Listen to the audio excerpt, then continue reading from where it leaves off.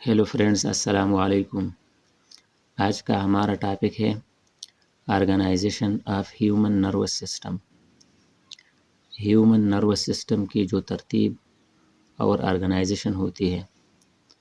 Nervous system central nervous system या CNS पर मुश्तमिल होता है और पेरिफेरल नर्वस सिस्टम या पीएनएस पर मुश्तमिल होता है।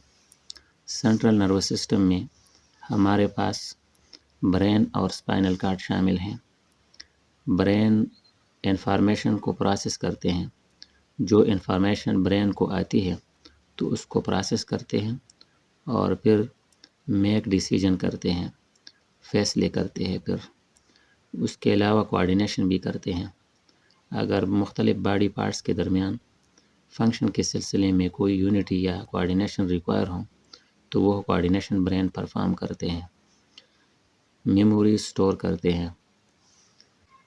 स्पाइनल कॉर्ड कंट्रोल रिफ्लेक्सेस, कुछ स्पेशल रिफ्लेक्सेस होते हैं, गैर इरादी इनवॉलंटरी सडन रिस्पॉन्सेस होते हैं जिनको स्पाइनल कॉर्ड कंट्रोल करता है। Relay station between body and brain, body और ब्रेन के दरमियान एक रिले स्टेशन का किरदार अदा करता है। यानी बॉडी से अगर कोई नर्व इम्पल्स ब्रेन की तरफ जाती हैं या ब्रेन से बॉडी की तरफ कोई नर्व इम्पल्स आती हैं तो रास्ते में स्पाइनल कॉर्ड से ही गुजरती है। लिहाजा बॉडी और ब्रेन के दरमियान ये एक रिले स्टेशन के तौर पर मौजूद होता है। इसके अलावा पेरिफेरल नर्वस सिस्टम में सोमैटिक नर्वस सिस्टम शामिल होता है और ऑटोनॉमिक नर्वस सिस्टम शामिल होता है। Somatic nervous system control voluntary movements and receive sensory information. जितने इरादी मूवमेंट्स होते हैं तो उनका कंट्रोल करना सोमैटिक नर्वस सिस्टम का काम होता है। इसके अलावा ये सेंसरी इंफॉर्मेशन को रिसीव करते हैं एक्सटर्नल स्टिमुलाई से। और ऑटोनॉमिक नर्वस सिस्टम ये एक्चुअली ऑटोमेटिक नर्वस सिस्टम होता है, ये खुद ब खुद ही हो जाता है। Control involuntary functions as heart beat, ये गैर इरादी कामों को कंट्रोल रखता है, जैसा कि दिल की धड़कन होती है या रेस्पिरेशन होती है। इस तरह के जितने गैर इरादी काम होते हैं बॉडी में तो उन सबको कंट्रोल करना ऑटोनॉमिक नर्वस सिस्टम का काम होता है। ऑटोनॉमिक नर्वस सिस्टम सिंपैथेटिक और पैरासिम्पैथेटिक नर्वस सिस्टम पर मुश्तमिल है।